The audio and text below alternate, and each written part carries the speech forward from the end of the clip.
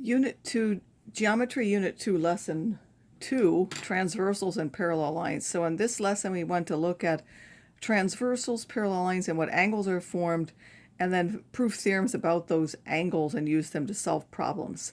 So first of all, if we have any two lines and then we have one that cuts through that, that's called a transversal. And then there are certain pairs in there. So corresponding ones are the ones that are in the same position. This is in the upper left corner of this, and 5 is in the upper left corner of these two separate lines. So 1 and 5 are corresponding. 2 and 6 are both in their upper right corners. 4 and 8 are both in the lower right corner, and 3 and 7 are in the lower left corner. So each one of those pairs is a corresponding angle. The interior angles are the ones that lie between the two lines. So 3, 4, 5, and 6 are interior angles, and we have two ways of describing those. There are the ones on the same side, like 3 and 5, and 4 and 6. So 3 and 5 are same-side interior angles, and angles 4 and 6 are also same side. And then if we take on opposite sides of the transversal, those are alternate interior angles. So 3 and 6, and then 4 and 5 are alternate interior angle pairs. And then if we look on the ones on the outsides of both lines, this would be 1 and 2 and 7 and 8. And generally we don't talk about the same side ones, but we talk about the alternate ones. These are alternate exterior, 1 and 8, and then 2 and 7. So our first postulate is that the same side interior angles, and this is, well, let me back up for a moment. So these could be any lines, but if they're parallel, there are a lot of relationships between them. When they're parallel, every single one of those pairs that we talked about is either congruent or supplementary. So the same side interior angle postulate says if you take the two on the same side, those are supplementary. And because it's a postulate, we're not going to prove that, but it's something that makes sense in order to work out for parallel lines. So which of these pairs are supplementary based on the same side interior angle postulate? And by the way, how do we know that it applies? We know that it applies because these are marked as parallel lines. Again, this only holds for when you have parallel lines cut by a transversal. So the ones that are on the same side are angles 3 and angle 5. So those are going to be supplementary. And then also you have 4 and 6 on the same side. So angles 4 and angle 6, these are now supplementary pairs. That was supposed to be supplementary pairs. So now if we know that the measure of angle is 6, or the measure of angle 6 is 70, what's the measure of angle 4? Well, those are a supplementary pair, so the measure of angle 4 would be equal to 180 minus 70, or 110. And what's the measure of angle 3 going to be? Well, 3 and 4 form a linear pair, so if 4 is 110, the measure of angle 3 will be back to being 70. 180 minus 110, of course, would give us that 70, because angles 3 and angle 4 are a linear pair.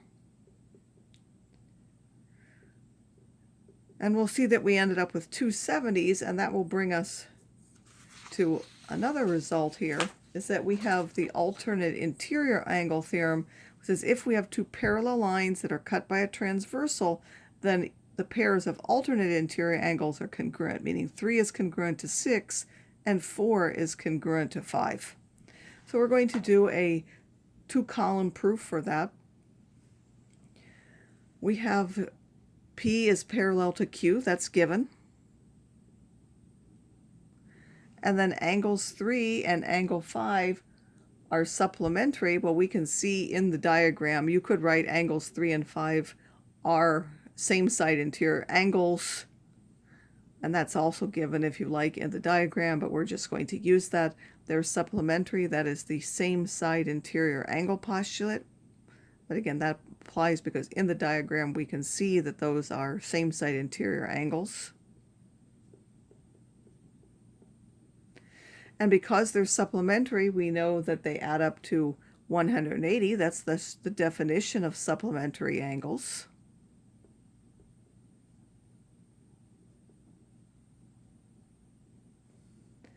Now, how do we know that angles 5 and angle 6 are a linear pair? That's given in the diagram.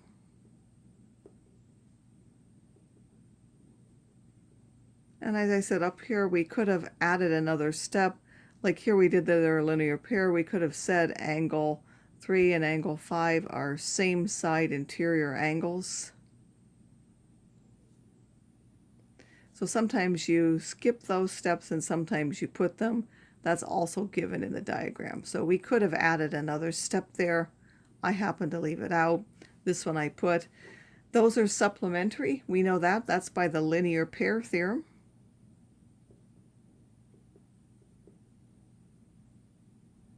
And again, because they're supplementary, they add to 180.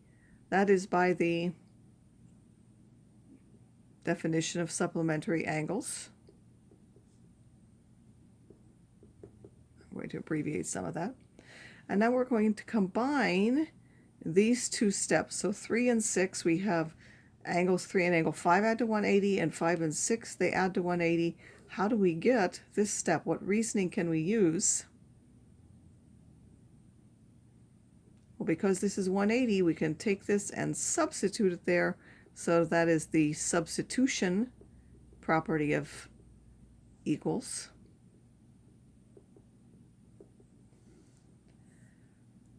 And now we're going to go from this step to this one. So how did we use that one? The measure of angle 5 is removed from both sides by subtracting it. So this is the subtraction property of equality.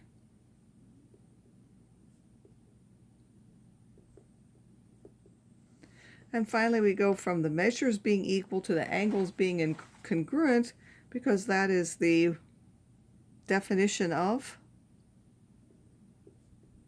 as if you said congruent angles, that is correct. That is the definition of congruent angles. So another theorem that results from the same-side interior angle postulate is that corresponding angles are congruent. So the corresponding angle theorem says if you have corresponding angles like 1 and 5, they're congruent, 2 and 6 are congruent, 3 and 7 are congruent, 4 and 8 are congruent. So we're now going to prove the corresponding angle theorem. We're given that P and Q are parallel, and we want to pick out one pair of corresponding angles and show that those are congruent.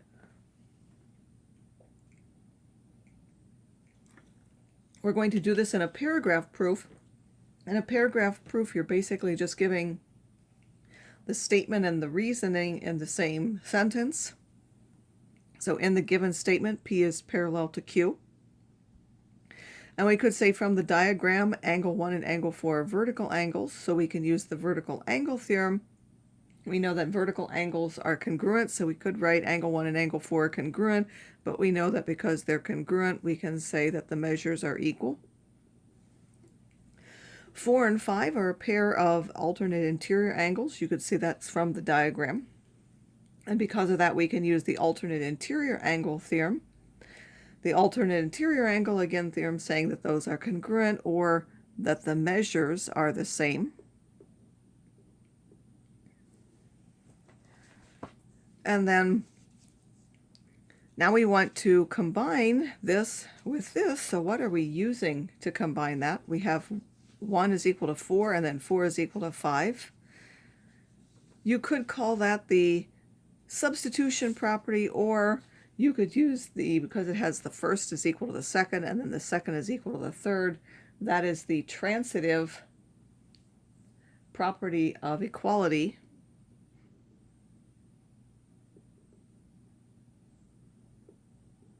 Or, sorry, and yes, equality in this case because we have measures.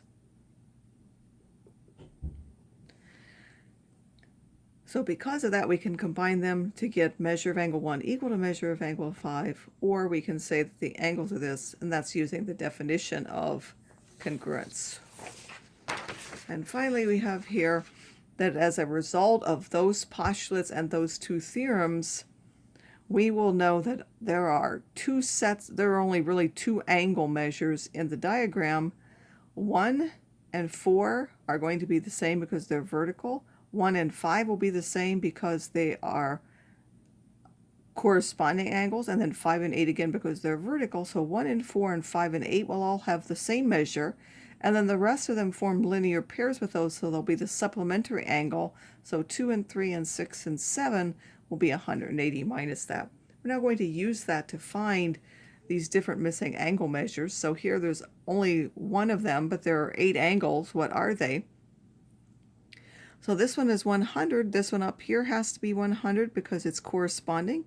This one would have to be 100 because it's vertical to that, and this one would also have to be 100 because it's vertical to that. And then the rest of them form linear pairs to that. So these two form a linear pair, so that would have to be 80. They're supplementary. These are vertical, so that would be 80. These are corresponding, so that one would be 80. These are vertical, that one would be 80. There are other reasonings that you could give for that, but again, you see that there are only 2 pairs of angles. Of course, we use the fact that 180 minus that 100, that's what gave us that other measure, which was 80.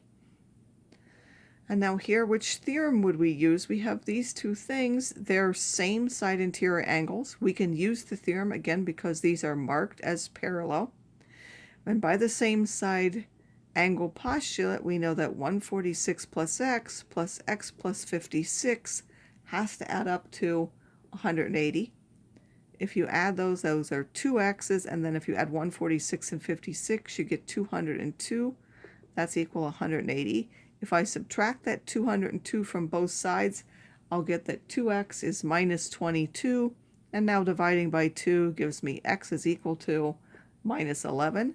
If we go and put that back into the diagram, that means this one now is 45 degrees, and this one will be 135 degrees. And you'll see that those two are indeed supplementary. We could go back now and add the other angles in there. This one would be 45, this one's 45, this one's 45, this one's 135, this one's 135, and this one's 135. So just like in the other one, once you find 2 of them, you can find all the rest of them because of there only being 2 sets of different measures.